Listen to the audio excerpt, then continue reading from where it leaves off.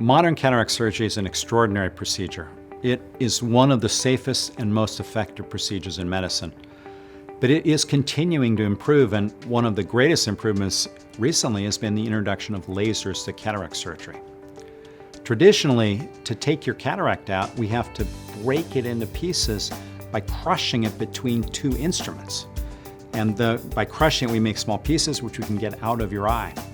That is not a precise process. Laser cataract surgery allows us to cut the cataract up into small pieces with laser and easily basically vacuum those pieces out of your eye.